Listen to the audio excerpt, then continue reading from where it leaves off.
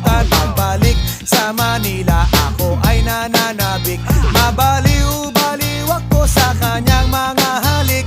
Okay lang, di maiwasan na mamiss paminsan-minsan. Pero pag kami nakita, aking panggigigilan. Di ko siya titigilan when she comes.